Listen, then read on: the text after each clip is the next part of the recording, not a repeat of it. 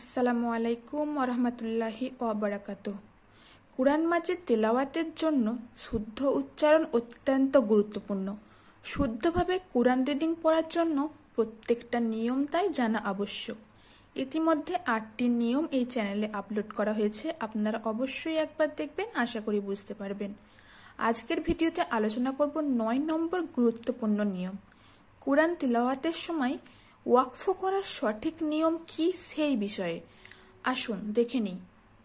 এই যে ওয়াকফগুলো রয়েছে, ওয়াকফে তাম, ওয়াকফে লাজিম, লাম আলিফ, ওয়াকফা, সাক্তা, আইন, ত, সদ, এই যে এতগুলি রয়েছে ওয়াকফ, এইগুলো কোথায় করতে হবে, কিভাবে করতে হবে, চলুন জেনে নেওয়া যাক। ওয়াকফ অর্থ হলো থামা বা বিরতি দেওয়া। যেখানে থামতে হবে ওয়াকফ করতে হবে। ওয়াকফ অর্থ এটাই, থামতে হবে। আয়াতের মাঝে বা শেষে পড়া থামানোকে বলা হয় ওয়াকফ। ওয়াকফের সাধারণ চিহ্ন গোল বৃত্তের মতন হয়ে থাকে, ঠিক এরকম। এই সংকেতগুলো বা চিহ্নগুলো লাগানোর উদ্দেশ্য হলো একজন ব্যক্তি যে আরবি জানেন না সেও যেন জায়গা মতো থামতে পারে, এমন কোথাও যেন না থামেন যেখানে থামার কারণে অর্থ গড়বড় হয়ে যায়। এই চিহ্নটি দেখুন, কুরআন পড়ার সময় অবশ্যই দেখতে পাবেন এটি। আয়াতের শেষে এই চিহ্নটি থাকে, এই চিহ্নটিকে বলা হয় ওয়াকফে তাম।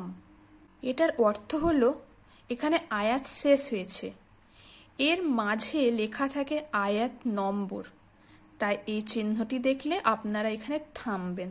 এই যে এটি আয়াতের শেষে রয়েছে ওয়াকফে তাম, এই চিহ্নটিকে ওয়াকফে তাম বলে এবং এখানে থামতে হয়।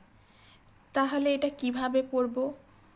ওয়াল্লাম ইয়াকু শাইআ, তানভিন আছে। তানভিন অর্থাৎ 2 জবর, 2 জের, 2 পেশ। যেখানেই ওয়াকফ করব এক জবর বাদ দিয়ে একটি জবর ধরে 1 আলিফ পরিমাণ টেনে পড়তে হবে, এটাকে বলে মাদ্দে এওয়াজ। তাহলে এখানে একটি জবর বাদ দিয়ে একটি জবর ধরে 1 আলিফ পরিমাণ টানতে হবে, এইভাবে আ। তাহলে ওয়ালাম ইয়াকু শাইআ। এই মিম চিহ্নটিকে বলা হয় ওয়াকফে লাজিম, এখানে অবশ্যই থামতে হবে। এই মিম দ্বারা উদ্দেশ্য হলো এখানে ওয়াকফ না করলে অর্থ অনেক গড়বড় হয়ে যাবে, এজন্য এখানে ওয়াকফ করতেই হবে।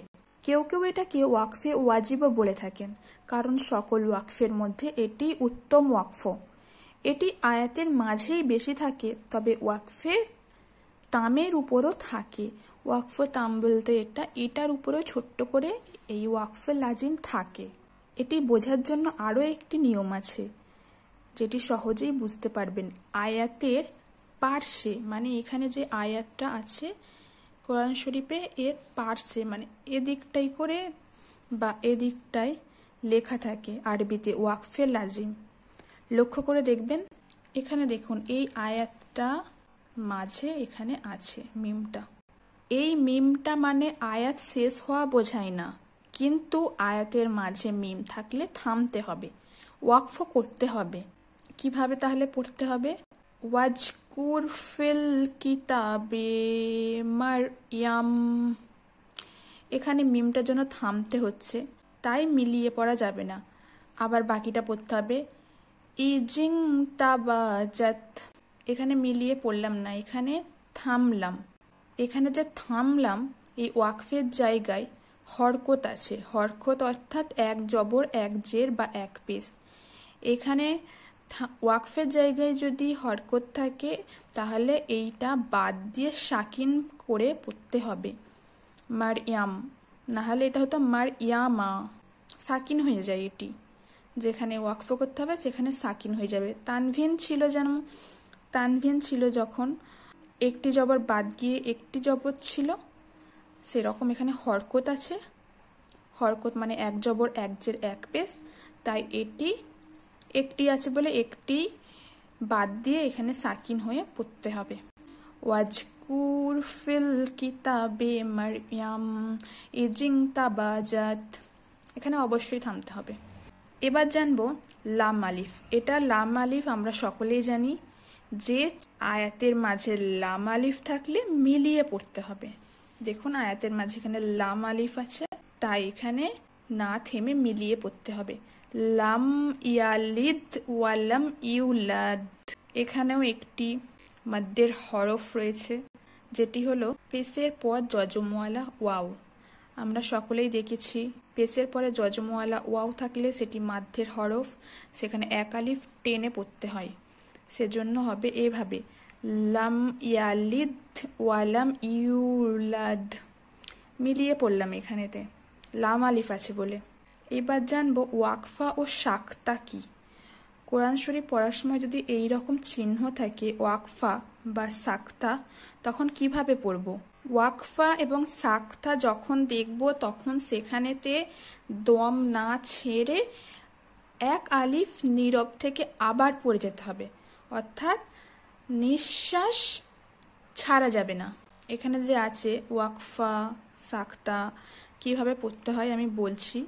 এই চিহ্ন দুটি সাক্তা দ্বারা উদ্দেশ্য হলো এখানে থামতে হবে, তবে নিঃশ্বাস ছাড়া যাবে না। এই চিহ্নটি ওই সকল জায়গায় ব্যবহৃত যেখানে মিলিয়ে পড়া দ্বারা অর্থ ভুল বোঝার সম্ভাবনা থাকে।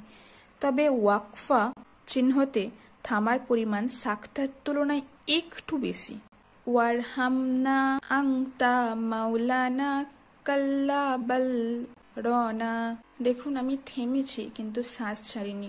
ওয়ারহামনা আংতা মাওলানা কাল্লা বাল রনা। এইভাবে পড়তে হবে। চিনে নিন আর একবার। ওয়াকফা এবং সাক্তা যদি থাকে তখন নিঃশ্বাস ছাড়া যাবে না, থামা যাবে এক আলিফ পরিমাণ। এই চিহ্নগুলি লক্ষ্য করুন। আইন, ত, সদ, জ, জিম, কফ, লাম কফ, সদলাম, গোয়াইন ফা। এই চিহ্নগুলি যখন থাকবে তখন আমরা দুটোই করতে পারি। ওয়াকফ করতেও পারি আবার নাও পারি, দুটি জায়েজ আছে। উদাহরণটি দেখুন, এখানে যে আছে তোয়াটা, এখানে আমরা থামতেও পারি আবার নাও থামতে পারি। এখানে এই যে ত, তারপরে সোয়াদলাম, এই চিহ্নগুলির মধ্যেই রয়েছে। আয়াত পড়তে পড়তে কোরআন শরীফে এইরকম সব ধরনের উদাহরণই থাকবে, কিন্তু আমাদের বুঝে নিতে হবে এই চিহ্নগুলি থাকলে আমরা থামতেও পারি নাও থামতে পারি। অন্য জায়গায় থামার হলে এখানেই থেমে যাওয়া ভালো, না হলে অর্থ পরিবর্তন হয়ে যাবে, শুদ্ধ হবে না কোরআন শরীফ পড়া। একবার দেখে নিই। ওয়াকালু কুলু বুনা গুলফ। এখানে আমরা থামলাম, নাও থামতে পারতাম। থামলাম বলে এখানে গুলফ বলে থেমে গেলাম। যদি মিলিয়ে পড়তাম এইভাবে পড়তে হতো, ওয়াকালু কুলু বুনা গুলফুন বাল্লা আনাহুমুল্লা ফাআকারুহা ফাদামদাম। এইভাবে যদি মিলিয়ে পড়তাম এইভাবে পড়তে হতো। আশা করি সকলেই বুঝতে পেরেছেন। এরপরে যদি কারো বুঝতে সমস্যা হয় কোনো জায়গায় কমেন্ট করে জানাবেন, অবশ্যই ইনশাআল্লাহ সমাধানের চেষ্টা করব।